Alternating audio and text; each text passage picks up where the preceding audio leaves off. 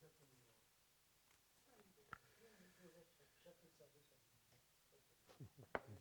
log.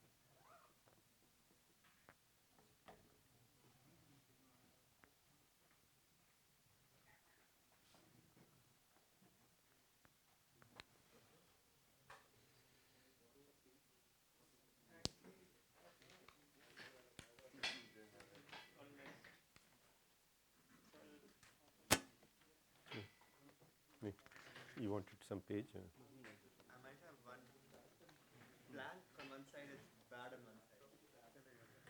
You can get a ruled one. Oh, you have another sorry. No. Also, my question paper on the back if you want.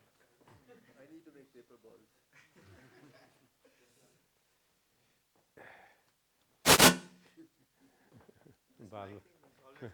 Ball बच गया. So, sorry, can I? Is it okay to start now? Yeah. Okay. So thank you for coming back. And so I hope what I have to say justifies your faith. So we were discussing sources and somehow wanted to persuade ourselves that the entropy formula captures the notion of information. And there were some pragmatic considerations, that is the transmission cost for the source. I'm not going to define it again, but there was also, this was transmission cost for instantaneous transmission. That is, the moment the symbol is received, you should immediately start your transmission and send out its code word. Okay. And that gave us already reasonably good motivation for entropy. That is, the transmission cost is rather closely associated with the entropy of the source. Okay. But not exactly, and which was rather uncomfortable when the source itself was a coin toss. And then the transmission cost was always 1, and entropy was spitting out all kinds of numbers, and we were not able to make sense of what significance those numbers had. So we then considered the asymptotic setting. That is, we assumed that we were sampling from this source again and again, and we were getting sequences of length t. And we wanted to capture a reasonable amount, a significant amount of the probability. And we defined this, the per symbol cost of transmission, but now we are doing block coding. That is, we are waiting for T symbols to arrive, and then we are going to assign a code word for that entire block of T symbols. And in that case, it turns out that if you allow yourself a big enough block length, yeah, and also tolerate a little error, then entropy exactly captures the rate at which you'll be able to encode the source or the compression that you can achieve. That's a third theorem? This is, sorry, this might, yes, this theorem and this theorem, yeah, two, yeah, okay, yeah. So these are the two theorems. This is for instantaneous coding, and this is for block coding. Okay, so both of them would probably be referred to as Shannon's first theorem.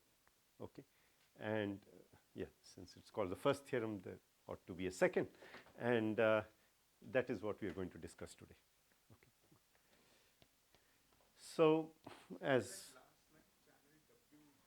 yeah, I'll tell you. Yeah, so last time I kind of hurriedly told you something about a channel. What's a channel of communication? It's a probabilistic object, I mean, not unfamiliar to us. So you have an input alphabet, X, and an output alphabet, Y. So, yeah, so a channel is an object like this.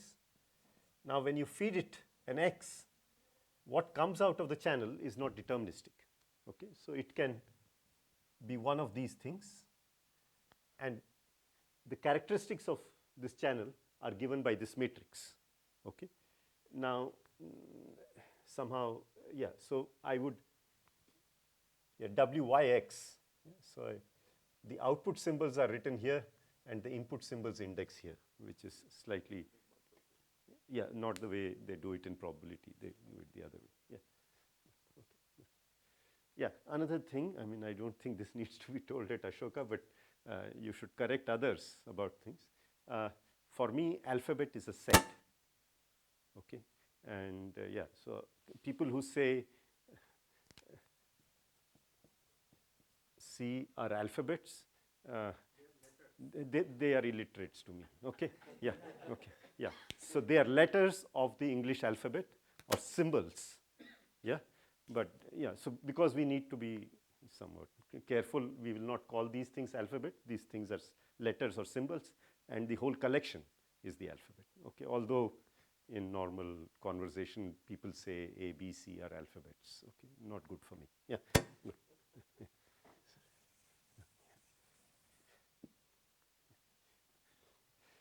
Okay, so what are we trying to do? Now, we want to know, given such a channel, yeah, sorry, we had two examples of channels, the binary symmetric channel, where the input and output alphabets are both 0 and 1.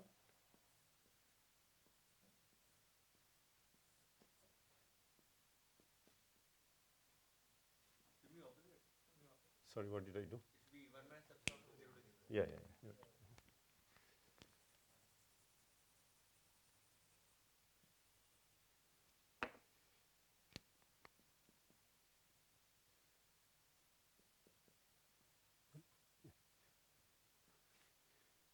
So, yeah, and then you have the binary erasure channel,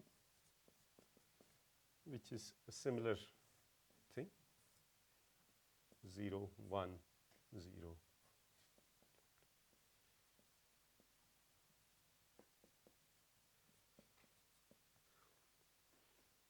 And you, in general, you have these conditional probabilities specified to you in the form of a matrix. Okay. Now, you would like to know at what rate you can communicate if your transmission suffers errors described by this picture. So let me define what's channel code. So what you do is you've been given some messages, M1, M2, Mn. Yeah. So the code claims that it will be able to transmit these messages. Okay. The exact identity of these messages is not important to us. The only thing that matters is that there are capital N of them. Okay. And what does a code do? It consists of an encoding function which takes this set, okay, let me call this script M, and maps it, sorry, the input alphabet of the channel to the power n, and a decoder which takes a string that would appear in the output and produces. Okay. So a channel code for this channel of block length n consists of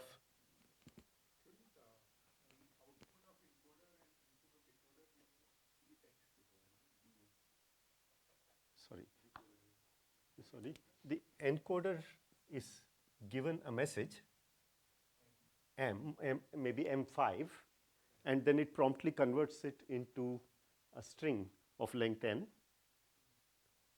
which is acceptable to the channel as an input symbol. When this string of length n is fed to this channel, out comes y1, y2, yn, and that is sent into a decoder, which again gives you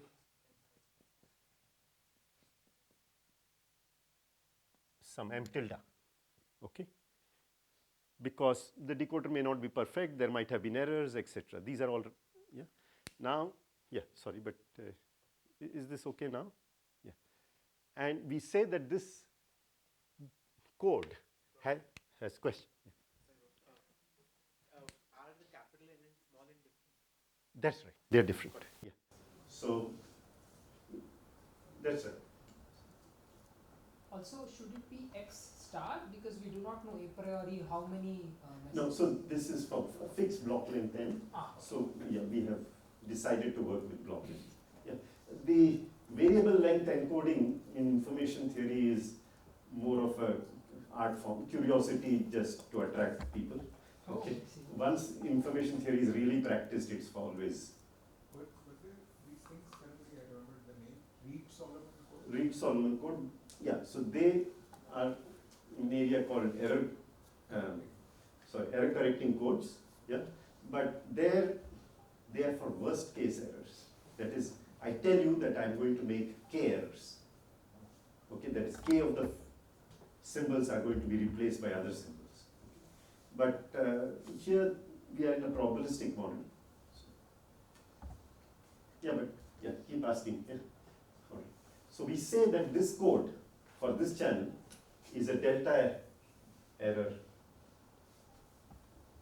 code, meaning this pair is a delta error code if it has the following property, that for all messages M in script M, the probability that when you pass this message through the encoder and then send it through the decoder, this is equal to M. So I think the objection would then be D of E of M doesn't make sense. So you want to say D of channel E and Yeah.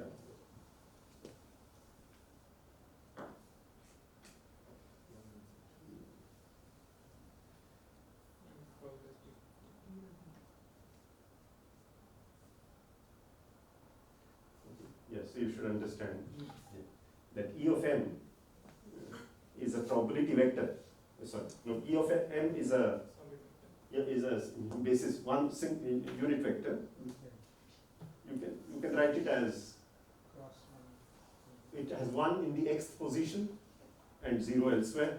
In the other case, it is. Yeah. Anyway, this is a code word. Code word you can write as a 1, 1 and 0 elsewhere. You multiply it with this matrix, it produces a column vector, yeah, and you decode. But here you are just thinking of them as random variables. So this is a random variable which passes through this channel, comes out as a random variable, and this decoder decodes it, and whether that is equal to m should be greater than equal.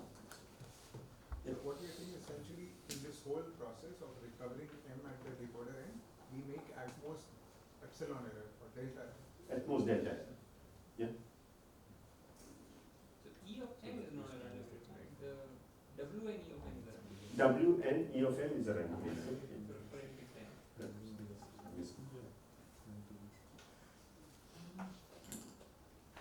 Is this okay? Now the rate of this code of this pair, encoder decoder, is how many bits did you manage to push through the channel per use of the channel? How many times have you used the channel, the basic channel?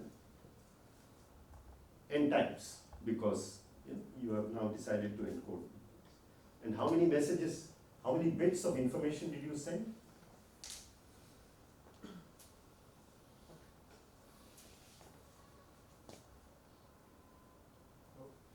By the log n, So you have sent capital N different messages, different strings. different strings, yeah?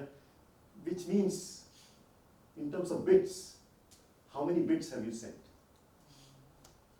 Capital N into length of each. No, no. Oh, into 2 to the. Okay. If there are n possibilities, Okay. one should think of it as log n bits. Right. So log capital N bits have been sent with high fidelity using n uses of the channel. Okay.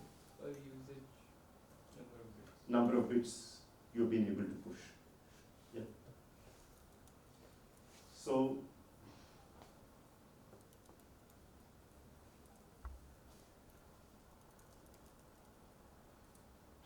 the capacity, yeah. I don't know, can I go this far? Yeah, you could probably go further if you like. No, the camera. Oh, the camera. Is it? It's not recording here. Check the zoom. Yeah, I'm on Zoom. And then you can take a Yeah, I can't see the This screen. is okay. So anyway, I don't have. so capacity of the channel, yeah, is the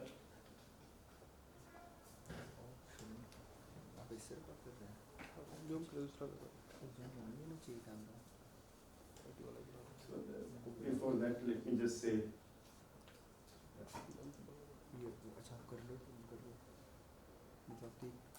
Prof, also I think you can use the entire thing. The Okay. camera is moving. okay. So we say that R is achievable. So a rate R is achievable for this channel W if for all epsilon, for all delta greater than 0, so it's for all sufficiently large n. Sorry, this is a kind of awkward sort of statement, but I'll try to explain. There exists an epsilon code. What should I call it? N delta.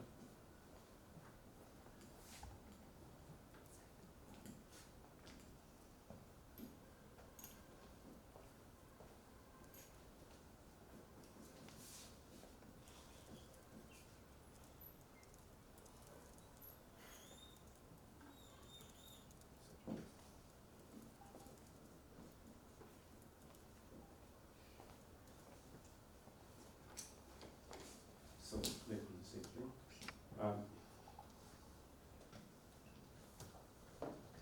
This is 0.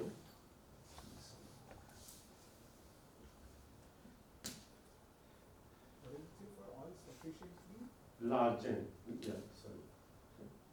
I don't know what I did. Yeah, sufficiently sufficiently large n, there exists an n delta code. So we start with the large n. So essentially there exists a capital in. So Delta. yeah, So like for all sufficiently we mean just there exists a capital N or something. yeah.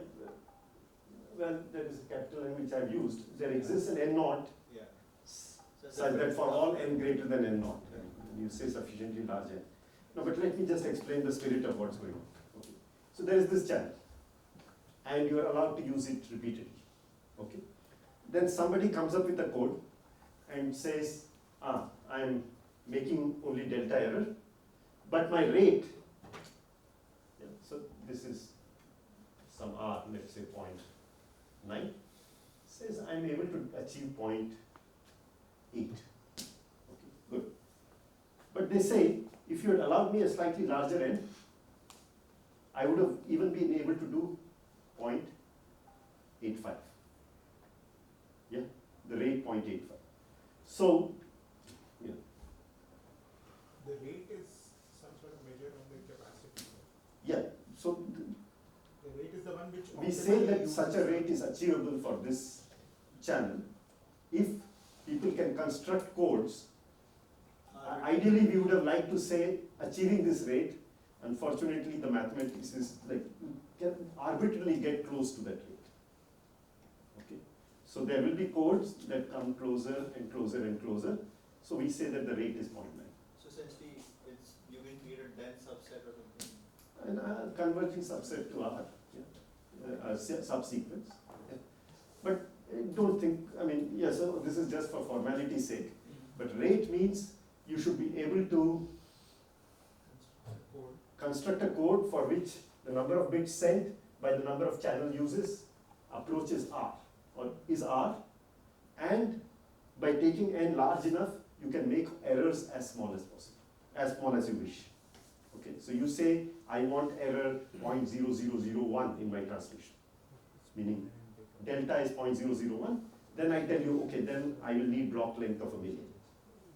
Okay, and when you give me that block length, I will tell you how to encode a certain number of strings, and then when you check how many bits did I send for 1 million users of the channel, you will find that this number is at least R. This is sort of fixed script m. After we have fixed the script No, m, with each n, your script n, for fixed n, for fixed n, there is a script n. the script n is I think not right. The capital N. Capital N is what matters, the actual identity of the messages.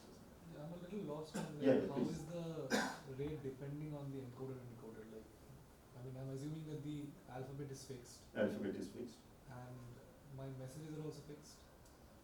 The messages that I want to send Right? are fixed, but the encodings that really exploit the channel are up to you. But the rate just depends on the number of messages and the No, length of the alphabet. there is a little n here. But that's just the length of the alphabet. Yes, and then it should be an n delta code, n delta code, meaning this probability should be bounded by, probability of error should be less than delta, which depends on the code. You just do any arbitrary mapping and you'll be making the error all the time, then that is not an n delta code. Plus 1 by n, that n is also a function of. No, so he says once capital N and small n are fixed, this number is fixed. I see. Okay, then what's going on?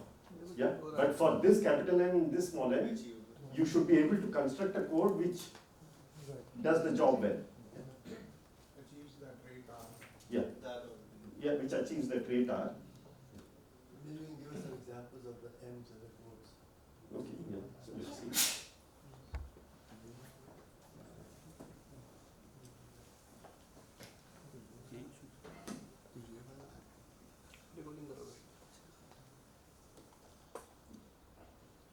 So let's consider the binary erasure channel. Yeah. So what do? We so yeah, there are two epsilons here. There is an epsilon in that statement. So ignore that epsilon. Yeah. So there is this epsilon, and let us say this epsilon is 0.1 or something. Okay. And now I want to transmit using this, send information using this channel. Okay. So what could I do? Well, I could just send 0 as, or if you want,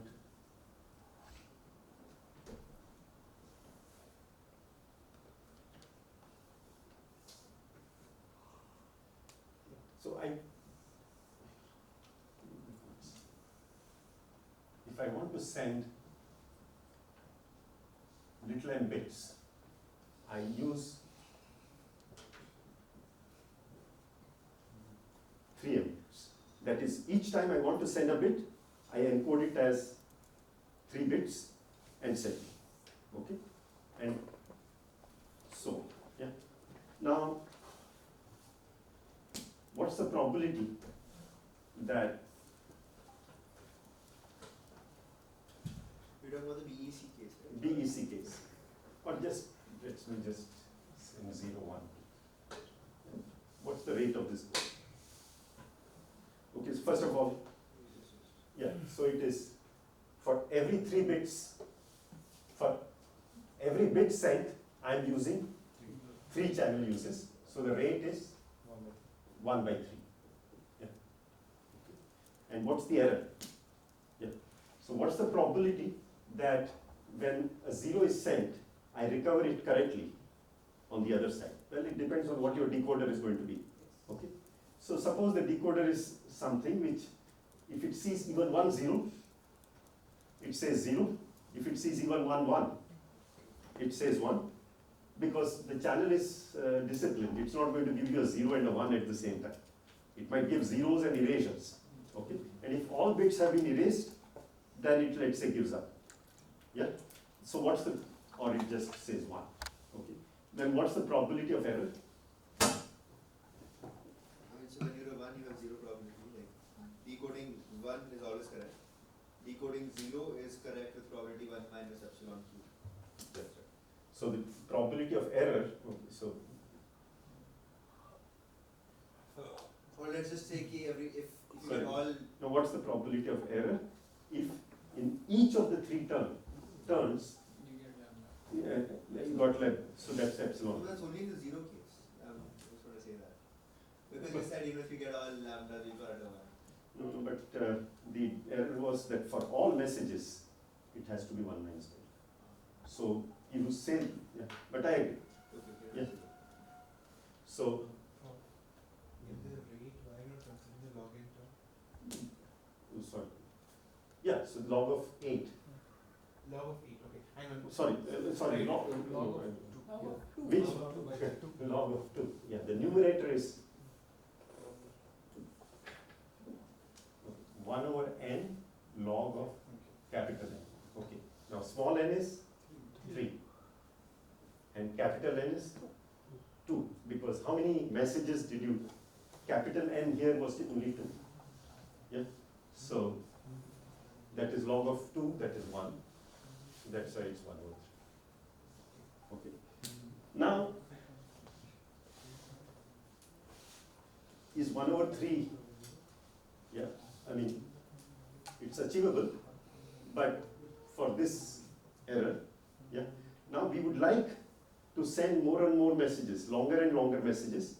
So for all sufficiently large n, we should be able to get this code. This is for just 3, okay?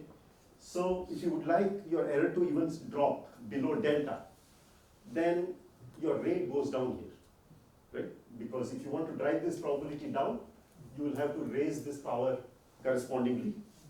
So it's not such a good code, this method of repetition. Okay, wait, so there, Yeah. this n will increase, but capital N stays fixed. No, capital N also increases with. But where does capital N increase? So when I say there exists an n delta code, a code has an input set of messages, the encoding and decoding procedures. Okay, That's so all. it's just that we're not saying here epsilon rate on this message space or anything. Not the message space you chose, we only care that your message space should be long enough. If you get decent rate, that means your message space must also correspondingly increase with the block. This is like a trivial code where you're just repeating. You're just repeating to bring down the error. But this repetition as a method for bringing down error is not such a great method. Okay, that's what Shannon's theorem says. And capital N is the See, the engineer has been given this channel and asked at what rate can you communicate. Yeah, assuming that like huge amounts of data needs to be sent through the channel. Okay. So one engineer, maybe they say, all right, here is a encoding. I'm going to, use bigger block lengths of n. Yeah, and for this n, I will be able to send these many messages. So for little n, I'll be able to send capital N messages. And I promise to you that the error probability will be less than 0.0001. Yeah. Then I try to evaluate how well my engineer has done. So to evaluate how well my engineer has done, I compute this quantity. That is, how many times did he propose to use the channel? And in using the channel that many times, how many different messages was he able to make provision for? Okay. So I take log of that and divide by n and say, oh, your rate is 0.2. Yeah. But the other employee has this other code where he is probably sending many more messages, also using the channel many more times. But to compare these two, I should do them in the same currency. I again compute his log n and his little n and do this. And if that rate comes out to be higher, I say he's doing better than you. He's using the channel better than you. Yeah, because in the end I have to send the whole Encyclopedia Britannica across. Okay. So, but if I use his method, the number of times I will have to use the channel is this. Whereas if I use your method, the number of times I will have to use the channel is this. So anyway, so maybe this takes some time to figure out. But the capacity of the channel is the supremum of the achievable rates.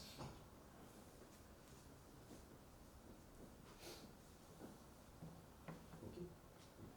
So of all the rates that various engineers can achieve, what's the best rate that can be achieved with this channel?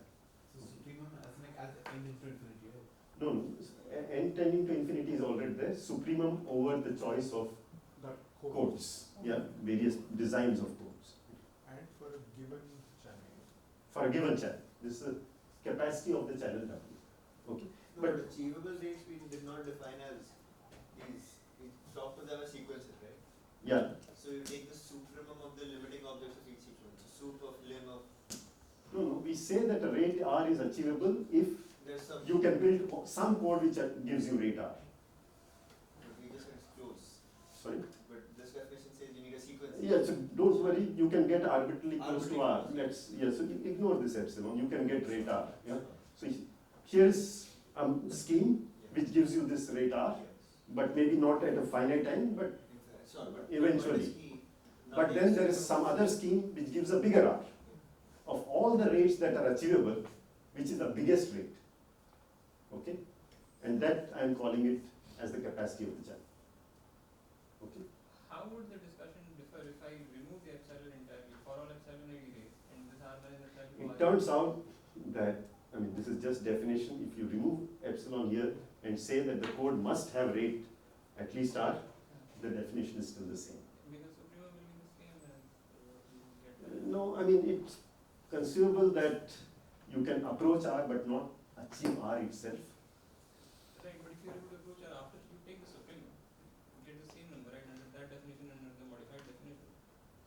Yeah, so for capacity it would be the same, but for achievable rate it will not be the same. Yeah, but Yeah, that's right. If this was the purpose, then I could have dropped the epsilon. Also, just to be clear, so when we're talking about R is achievable for W, it's just there exists a sequence of these guys converging. So now what exactly you're taking sup over? Supremum of? Or different ended. Of all, Choice of codes. so All achievable R's, right? All That's achievable But that's it. No, That's because it. I think earlier you said Yeah. all encoded, decoded. all achievable R's. That's fine. Sorry.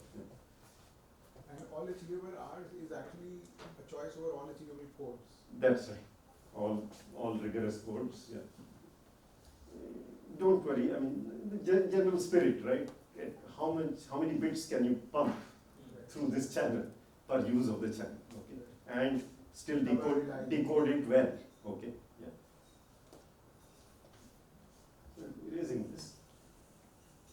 just want, I don't want to write down the theorem, I just want to imagine how, and this is probably not how Shannon might have thought, but let us see, what we can expect to write down for capacity. Okay. So, all right, so let's fix a block length.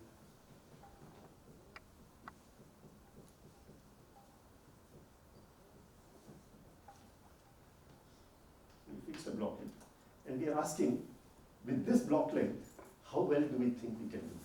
Okay. So, somebody has designed a code. What have they done? This is the set x to the power n. Understand? Why x to the power n? Because that is what the encoder is going to map. It's going to map a certain number of messages, m1, m2, mn, and to each of them, it's going to assign a particular code word. Yeah? Okay. Now, each of these code words is a sequence of symbols from the set X. And it has its own empirical distribution. By that I mean, this sequence has a certain number of A's, a certain number of B's, a certain number of C's, and so on. Okay? So if this X had K symbols, then it's an empirical distribution on K symbols. So where's the randomness coming from? Randomness is coming from. There's no randomness yet. So distribution, just distribution of the symbols. Okay. Of the symbols in this sequence. I see. It's according to frequency. According to frequency. There's a frequency pattern of symbols. Yeah? Two different sequences can have the same frequency pattern if you just permute the locations of the symbols. How many different patterns are possible? Okay. So each empirical distribution or frequency pattern is a vector of what length? K. Yeah. Yeah? If the alphabet is size k, then it is a vector of k things. Yeah? And this number is a number in the range 1 to n. Yeah? This is a number in the range 1 to n, 1 to n, and they all add up to n. Yeah? So the number of vectors that you have here, these frequency vectors, is going to be at most n to the power k. Yeah? So where k is the size of alphabet. K is the size of alphabet. Shouldn't it be the Sorry, Yeah. did I mess it? Did I mess it? It should be the alphabet size to the number of spots. Right? No, alphabet will And to be the bar. variations you can have in each, right? And Yeah. the length of the vector will actually be No, n, so right? we're not talking about elements in next n, we're talking about the distribution. Right, so you look at how many times each element can. One second. Suppose your alphabet was A, B, C. Yes? Okay, good. So this sequence, What is the length of this? this has 1, 2, 3, 4, 5, 6, 7. Yeah? What is the empirical distribution? Well, there's a 1 over 7 because I need to normalize in the end because I'm following a distribution. How many times did A appear? 5. B? 1. Okay. So this is the vector that I associate with this. That is what I meant here. Okay. How many coordinates? 3. Because this is 3. And each of these numbers Another frequency. can be, for this sequence it is 5, but if it was all A's, 7. Yeah. So each of them is at most 7. So crude upper bound is that the number of such patterns is going to be at most 7 to the power k. Is that okay? N is 7. At most, And that's a power. it's an upper bound. Yeah. So, can I erase this? Is this okay? Each of this big MI is a sequence of same length? These MIs? Yeah. MIs are arbitrary messages, but we can say that they have all been encoded into log n bits. Yeah. In some deterministic way, but because that is all being done in the source side. Before transmitting, maybe they have compressed them into log n bits. So they could be a size n. Yeah, And then they compress it to log n. log capital N versus the number of bits we use. But the point I'm trying to make is that this number n to the power k, yeah, what we are trying to do is log n, log of capital N divided by n, okay? This is only a polynomial, okay? It doesn't matter. I would say, let us just focus attention on the most popular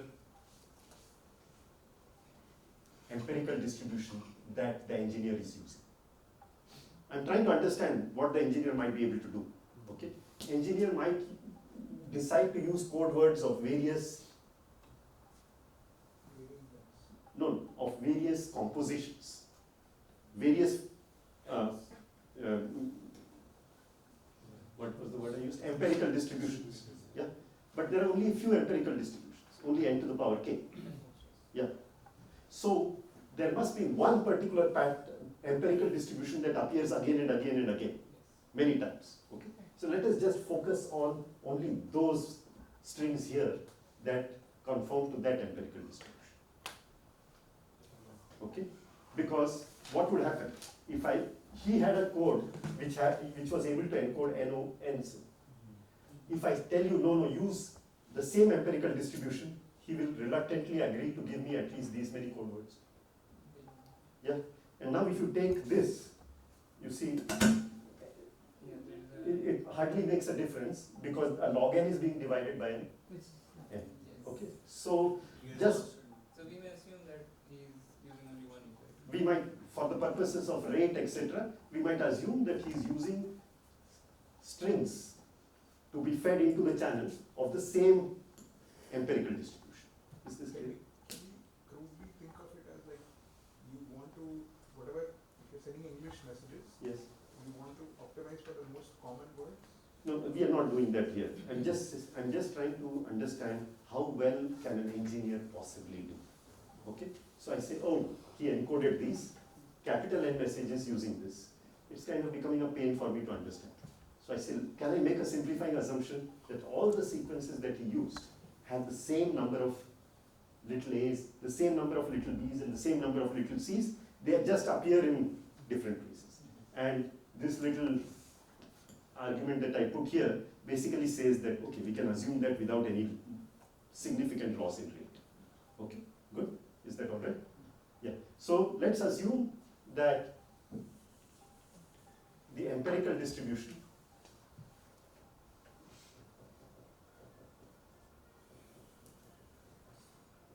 is P for all of them.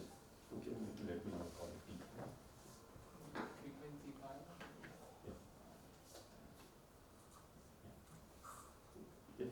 So it's the same, and all these strings that he's using have the same number of A's, same number of B's, same number of C's, perhaps in different places. Now, when such a sequence is fed in a channel,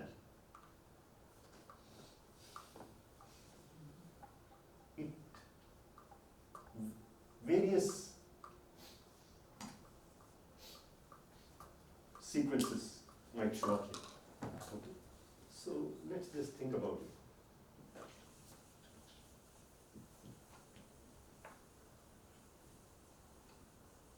it.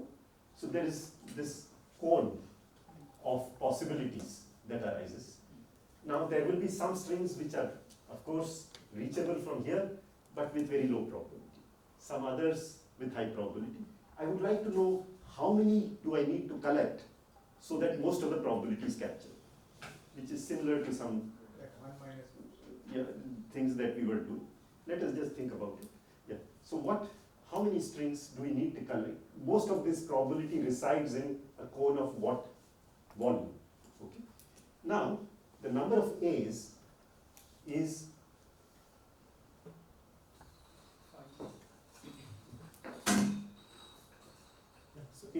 it has these many A's. Of course, they appear in different places, but let me just write them in the beginning. So there are these many A's.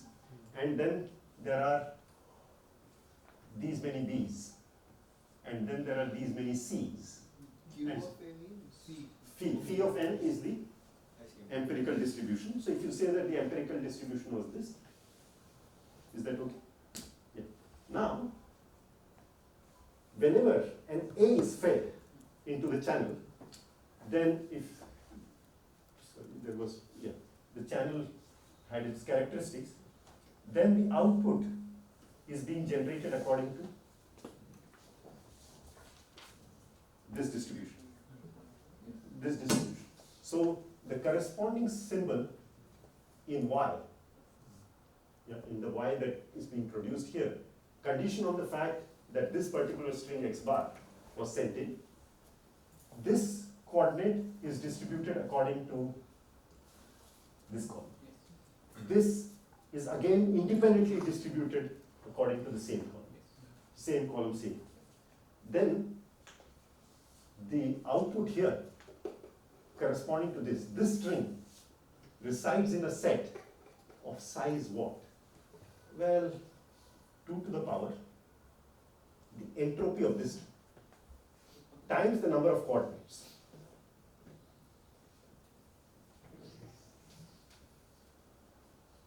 And this is the first theorem of Shannon that you. The second version, the volume version of Shannon's theorem.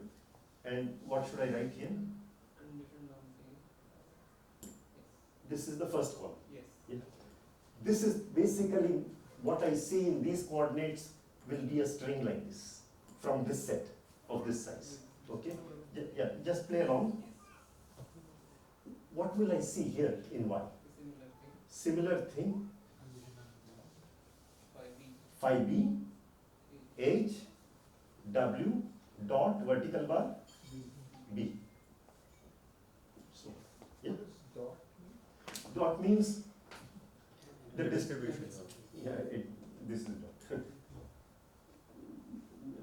Free variables. Yeah.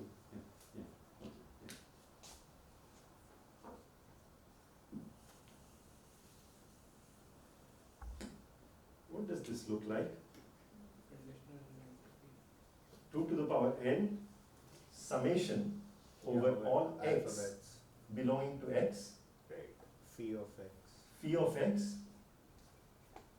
h, the conditional distribution of y when Vertical bar. vertical bar, dot vertical bar. Yeah. Professor, I'm slightly struggling to understand how entropy came. How entropy came. We would like to know when this particular string is sent through the channel, what should I focus on? What sort of strings are likely to occur? Okay. In those positions, maybe those instances when little a was fed into the channel, the output was going to be generated according to W. That means these are all symbols that are being IID produced according to this distribution. Right. So whenever we said strings are produced from some distribution P, then the number of strings on which most of the probability resides is entropy, 2 to the power entropy, times how many trials you have made. Okay? Here, the number of trials we have made is n times phi of A itself. Yeah. Yeah. When you generate things from a distribution P, Yeah. n times, the number of strings that are really interesting to you is 2 to the power n times h of the distribution P, or the random variable x which has distribution P. So here, the number of times we have made the experiment is only this. But each time we are picking from the first column. The distribution we are using is the first column of the channel. I see, it's just the rate you take n to the left side and all. You exponentiate and it's come from that, right? So it came from a theorem that I had here about t, This goes to h. yeah, t, except that this t now is Right. and the entropy, sorry, yeah, No, but how is this 2 to power? no, it was, maybe I wrote it as log there, right? Yeah. 1 over n log of, Wow, Okay, just 1 over Oh, t log of I a, see. Okay. yeah? And I said that this was something like h of x. So now if you took t up here, right, so the size of a becomes 2 to the power t times h of x. Okay. Yeah, is this okay now? Yeah. So now we are doing combinatorics. There are these many possibilities for this, these many possibilities for these many possibilities. So how many possibilities in all? It looks like this. Okay. Now what is this? Yeah. So we are averaging over this. Okay, it doesn't matter. Yeah. All right. Now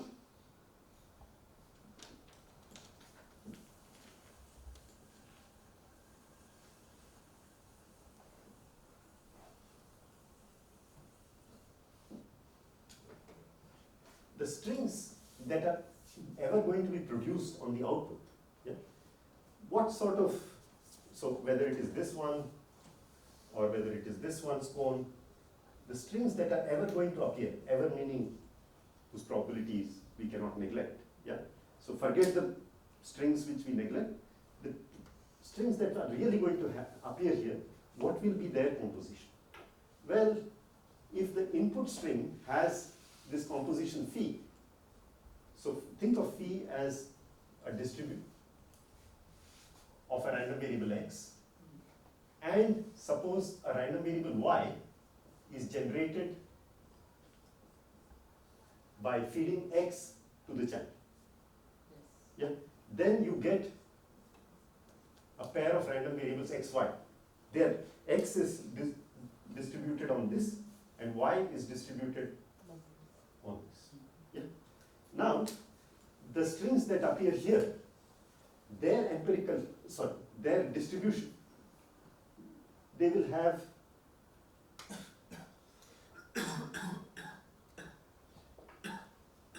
so they will have a distribution or empirical distribution which corresponds to this y. Okay, because the number of a's will be phi of a, and each time you will get a y which will be according to this rule. So you can expect that the output is looking something like as if it has been generated out of this. Okay? Yeah? Is that okay? So the space of all the strings that appear here who have some reasonable probability, their total volume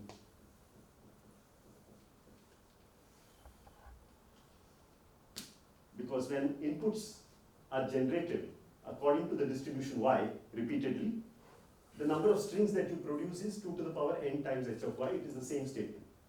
Yeah? So the picture that we have is this.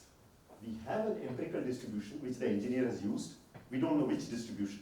But if he has used this distribution, the rest of it is kind of determined for us by our volume theorem. That is, the number of strings in each cone will be given by a number like this, and the total number of strings, yeah, so will be something like this. Okay, so let me draw the picture again. So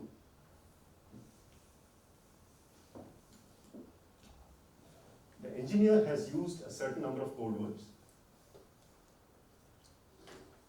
but each code word has a dedicated cone,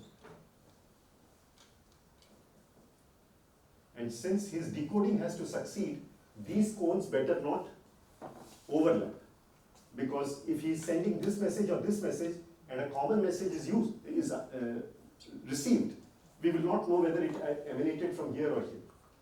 Okay, so these,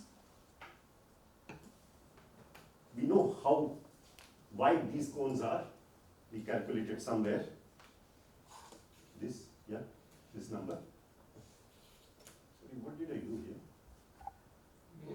It's writing over there. Okay, this circle was big. Okay, yeah. Okay, so this is the number. Yeah. That is the size of these cones, these blobs. The total space in which they reside is 2 to the power h of y. Yeah.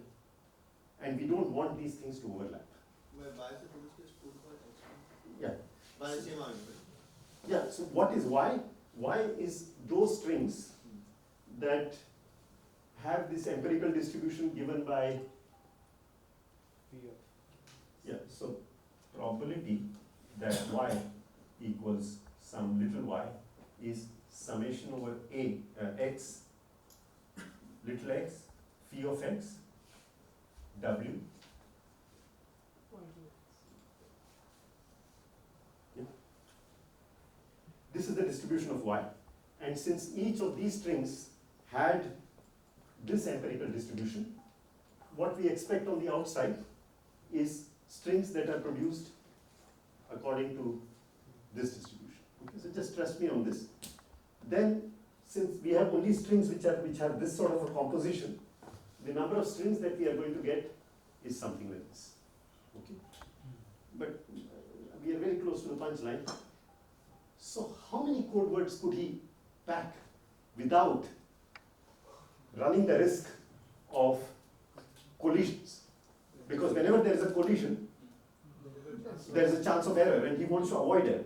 Okay? So this sort of back of the envelope calculation tells us that the number of code words, that is, number of code words that is capital N or capital N divided by that little fudge of n to the power k is at most 2 to the power n of y, n of h of y, divided by 2 to the power summation over x, phi of x, h of w. So this is the number of code words he can send. If he is claiming that he has a great design which can do, This is the upper bound. his design cannot do better than this. Here it is, I see. No design can do better No than design, right? Yeah. no design can do better than it. Uniform. It's a uniform upper bound on the rate. Yeah. Now let us see what has happened here. Sorry? In the denominator there will be an Oh, sorry, did I forget the name? I didn't get why is this ratio coming so? Yeah. So there are, how big are these blocks? This. Yes. And the total space in which he is keeping those blocks is this.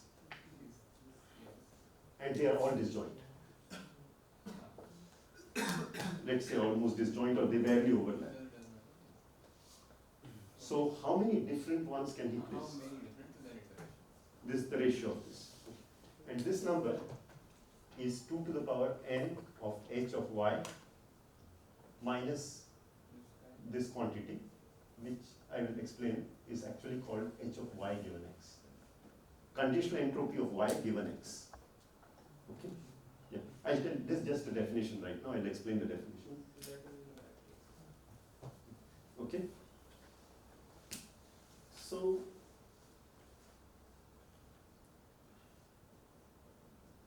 this quantity is called the mutual information. Okay? So, If they are identical, they are zero. It's zero. sorry, If x and y are identical, then it's zero. no, if x and, yeah, it depends on what you, I will explain what conditional entropy is. No, I was asking about mutual information. So, mutual information, I'll explain all these right now, but what is the punchline? That, so if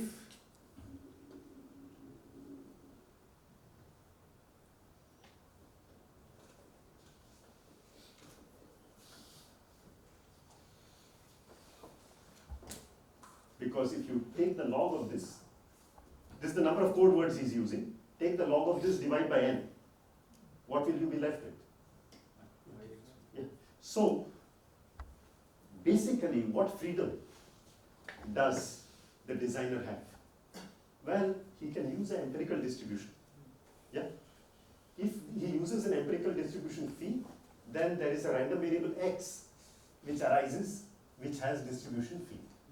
I define x to be the random variable whose distribution is phi. But the moment you tell me the input that you are feeding to the channel is coming from x, then the output of the channel one use of the channel will have a certain distribution, namely W phi, if you wish, yeah. That is, when phi interacts with W, it produces a certain distribution on the output, and let's say, okay. So when a particular X is generated, then that X is correlated with the Y, and you get a pair of random variables, X comma Y, yeah. So I'm erasing this for now.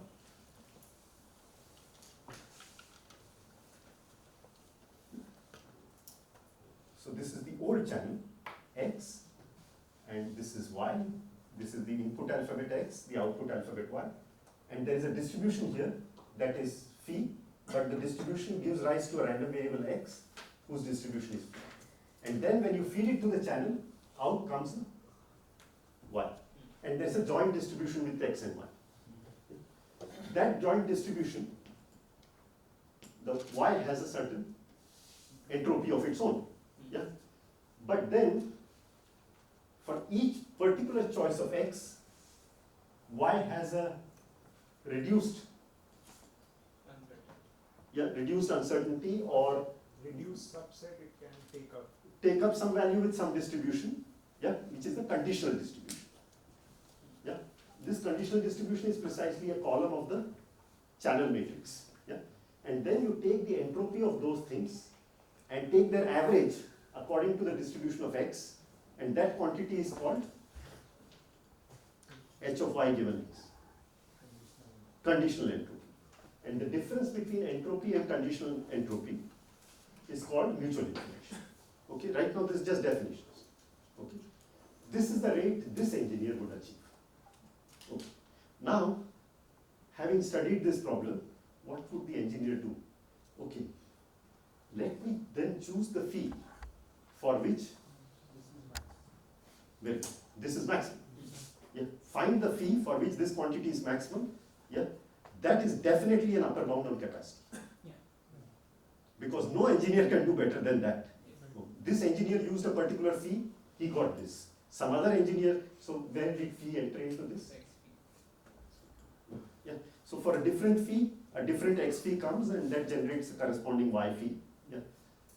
So capacity is less than or equal to max over all choices phi, which are a distribution on the input alphabet script X of the channel of the mutual information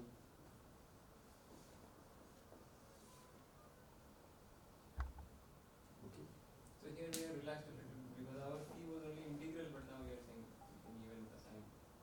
Because he chooses bigger and bigger n, he can get arbitrarily close to any real number. Okay, so then it's not relaxed. Yeah, okay, yeah. But if you were to try to understand mutual information conceptually, what is mutual information measuring? Yeah. Is it I'm just going to explain, yeah. But in the end, at least we see that there is an engineering problem where this calculation governs the efficiency. Okay? At least it's an upper bound on the efficiency. Okay? Now, Shannon's theorem says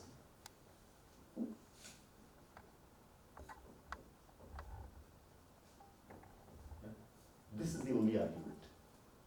Okay? So if you can find, so you solve this problem, that is, you look through, it's a finite problem. Why is it a finite problem? Because my channel has a fixed number of input symbols, fixed number of output symbols. Okay? The little n has gone out of the picture. Now in this scenario, try to find the phi for which your mutual information is the highest. Okay? That quantity is an upper bound on the capacity because of our arguments, but actually it turns out that it's actually equal to the capacity. That is, if you can find this phi, I will use this phi to generate a code which will achieve the things. Okay. So this is the theorem, and so now here is what I want to do. Just to everything till now was upper bounding it, theorem says it's equality. It's equality, and the way you, yeah, so it's also a random probabilistic method argument. You generate these code words, the right number of code words at random, and then you argue that their cones since they are very small, they are likely not to intersect at all. Oh, okay. Then the summation becomes Yeah, yeah. That is instead of, yeah. Okay, so this just argument can be turned around. Okay. No, but they're not intersecting. Why will that get hy given x closer to hx? It's not getting hy given x closer to hx. It is getting this number.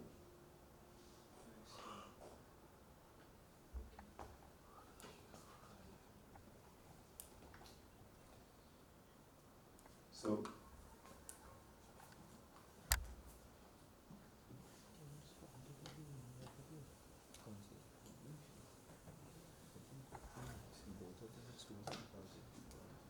Okay, so maximizing that is essentially saying what? Given x, I can essentially give you h almost return. Given x, I can give you y return. So maximizing I. maximizing I. So you have this input alphabet x. Sorry, I'll stop. I'm over time. Yeah. So this is x, this is y, and this characteristic has already been given to you. That is given. The only freedom we have is assigning probabilities to various symbols of the alphabet. And given this assignment, it automatically generates an assignment of probabilities to the output seed. Okay, so that gives you a joint distribution between input and output. Yeah, a joint distribution on this set. That joint distribution, you can evaluate the entropy of the left-hand side of x, entropy of y given x according to that formula, look at their difference, and try to find that distribution here, which will maximize this mutual information. So for example, suppose the input alphabet was this, A, B, C. If it was A, it was going to send 0. If it was C, it was going to send 1. And if it was going to be B, it was going to send either 0 or 1 with probability half. Here is an engineer who has been given this channel with 3 input symbols and 2 output symbols. What do you think the fellow will do? He'll say, I should ignore B.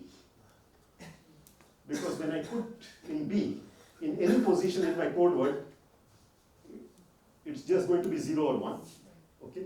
So he would put all the strings will have empirical distributions which are just supported on A and C. Okay? Similarly, you can imagine that some of them, there is some complicated pattern here between the input and output. Question is, how much emphasis should be given to each letter so that the mutual information between the output and the input is as high as possible? Okay. And somehow, because of this theorem, that determines the rate at which you can use this channel for communication. Okay? It's a single letter optimization which tells you the behavior of the asymptotics. You're doing an optimization at the level of alphabet. Yeah? There is some number, fixed. But that complicated formula for rate that I had said, like as n tends to infinity, r, blah, blah, blah, is completely determined by this little formula. Okay? And that's why like, mutual information deserves our respect. We'll stop and come back.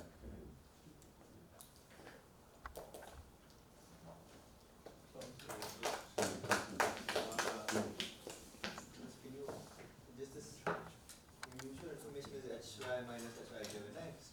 Yeah. So hy is also a function of p. So is hy given x. Correct. So hy is actually measuring the entropy of b push forward in some sense. Push forward, yes. And xy given x is measuring this condition. So you are essentially saying that you want to maximize this gap. This guy. What does that mean? That you want entropy of conditional to go to 0 and the other guy to become large? Not 0. Go closer to 0, right? Given x, I want to identify y very short. No, I don't think one goes to 0. Just this gap is kept as large as possible. So Both going to 0 problems. and I want it to be low. That's If why. you want this to be low, while this to be high, maybe you can't do that. Maybe you have to keep both of them high, but high and higher. I mean, yeah, because entropy clearly seems to have some lower bounds and all, like you. Yeah, zero you would entropy like doesn't Y make to sense. have a lot of Right. yeah, variation, because if you want Y to have good entropy, And the reason we want that is because that way we can cover more of the space. That's the intuition. well, the intuition should have been the calculation that I did, Yeah, no, this but, one. no, but Yeah, that but we got- let's just do this. Suppose your channel was perfect. You sent a 0, you got a 0. You sent a 1, you got a 1. Yeah. What distribution do you want to put on the input? whatever you want. No, but, okay, if you put anything, yeah, so suppose you put some distribution P on the input. Fee. If you put some distribution phi on it, what will be the distribution on the output for this channel? Phi itself. So you will get h of v minus the entropy of y given x. What is the entropy of y given x for this distribution? No. Sorry. Once you give me this 0, how much uncertainty is left about the output? Zero Zero. by zero, sorry. Yeah, so you get h of phi. So you choose the phi with the highest distribution, which Which is phi here? half by half, like half. So this rate is 1 for the best phi. Right. But which is not a surprise. If a channel is so perfect that 0 is sent as 0 and 1 is sent as 1, at what rate can you communicate? Of course, one. 100%. Right. And that is 1. Okay? Yeah. But suppose it was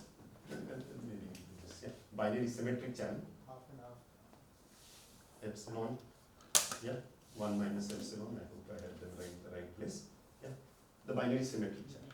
Yeah. Now, okay, it might need some thought to understand what phi to use, but trust me, the best phi by symmetry or some symmetrization should be half and half. Okay, so if I do half and half, if I generate input with half and half, what is the output h of y? That should also just be 1, right? I mean, half and half. Yeah, if you send 0 and 1 with probability half, this 0 and 1 is also going to be generated with probability half. So h of y will be 1. And what is h of y given x? Epsilon, right? We don't, I don't know. It is, So very okay, so that I'm calling it, let us say, h of epsilon. That is epsilon log 1 over epsilon plus 1 minus epsilon log 1 by 1. Yeah, yeah. So, at what capacity can you? 1 minus that, right? Yeah. So, if you have a binary symmetric channel, its capacity is 1 minus h epsilon, where h is this function. Okay. Now, if this epsilon was half, Then 0. you expect 0, right? yeah, Yeah, because one. this is The 1, ending of the yeah. And it also conforms to this. If 0 is going to be generated, scrambles, it's a coin toss. Yeah. So whatever you send, it's going to be giving 0 or 1. Yeah. And but the beautiful thing is, no matter if the behavior on 0 and behavior on 1 are different. Yeah. So if this has some, it does something half and half. And this does half minus epsilon, half plus epsilon. Okay? Then h of y will not be equal to h of y given x. That means you will have non-trivial capacity. Yeah, the conditional, there will be a distribution here for which the output will not be. Looks like it will be 0, 1 in this case. If you ignore 0, Well, no. Yeah, if you ignore 0, then you can't say much. Yeah, you can't ignore any symbol. Okay. So, as long as the channel has at least some points which have slightly different ways of if all the columns of W are not the same, then it is possible for you to transmit at non-trivial rate. However similar close they may be. Okay, it's non-trivial rate. Yeah, which means for every 1,000 uses of the channel, you will at least be able to send some. It doesn't go to 0. Yeah, which our repetition method would have sent the rate to 0. says no matter how ugly your channel, and you can imagine like when communication just started, probably their transmissions were very noisy, but Shannon said, no matter how noisy, just get a little bit of mutual information between the input and output, and I'll tell you how to send any amount of information you want with however You can also construct fee you can construct fee. easily. Not, well, if the alphabet is small, you can construct fee easily. The algorithms for that are also a matter of study. But that is the importance of this theory. That is, every channel, every non-trivial channel has non-trivial capacity.